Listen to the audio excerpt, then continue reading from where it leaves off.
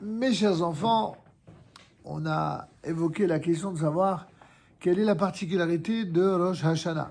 Il y a tellement d'enseignements relatifs à Rosh Hashanah.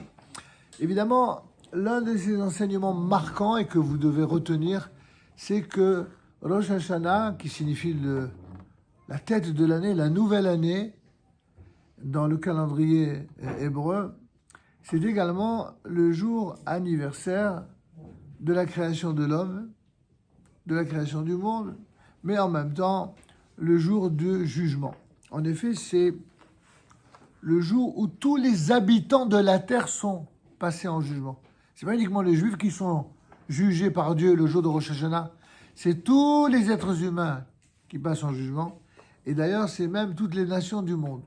Ce jour-là, l'homme est jugé pour tout ce qu'il a fait au cours de l'année qui est en train de s'achever, mais aussi tout ce qui lui arrivera dans la nouvelle année qui commence. C'est alors que Dieu décidera, Dieu qui est le juge suprême, de quelle manière l'année qui viendra sera décrétée. Étant précisé que nos divers comportements seront de nature à faire que les choses seront vécues telles qu'ils ont été décrétés ou de manière quelque peu amendée, quelque peu différente.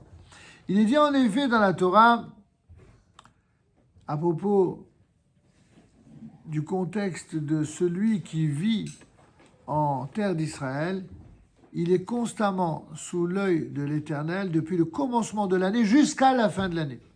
Et nos sages interprètent dans le traité talmudique de Rosh Hashanah, à la page 8a, dès le début de l'année, il est décidé ce qui doit arriver à la fin de l'année.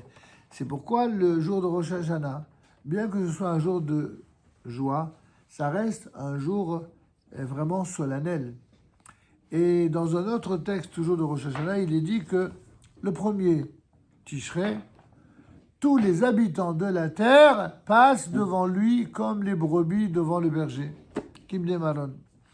Ils passent un à un, et pourtant, Dieu les examine tous d'un coup d'œil. Selon le verset du psaume 33, 15, le Créateur voit simultanément tout ce qui se passe dans leur cœur. Ainsi, il observe leurs actes. Il y a, disent nos sages, écoutez bien mes enfants, c'est très important pour bien vivre le prochain Rosh Hashanah. Nos sages nous disent qu'il y a 3 livres qui sont ouverts devant l'Éternel le jour de Rosh Hashanah.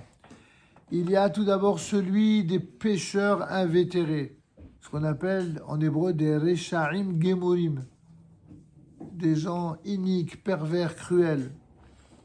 Il y a celui qui correspond à des justes, les tzadikim, qui sont également des tzadikim gemurim, des tzadikim qui sont le contraire du livre précédent.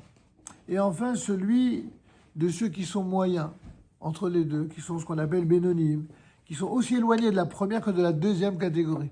Ce sont ni des méchants invétérés, ni des tzadikim fantastiques. Ce sont juste des monsieur tout le monde, avec des hauts et des bas, avec des qualités, avec des défauts, comme le sont la plupart des êtres sur terre. Les justes, nous disent nos sages, sont inscrits immédiatement Besefer HaChaim, dans le livre de la vie.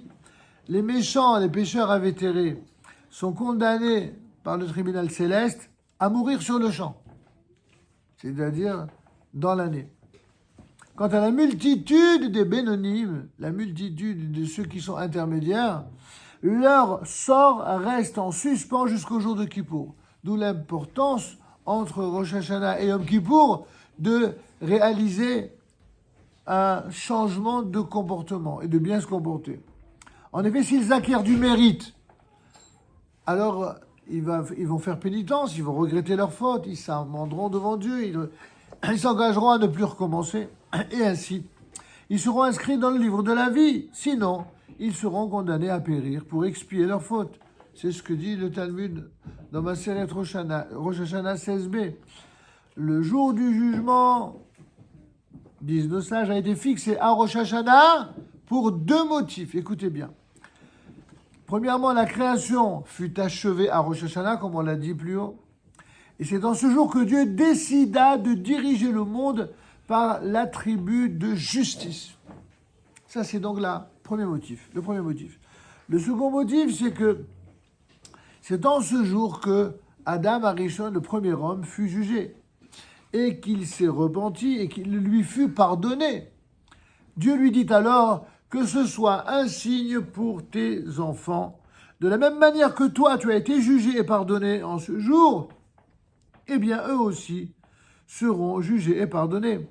On trouve donc une allusion à ces deux raisons dans le Moussaf de Rosh Hashanah.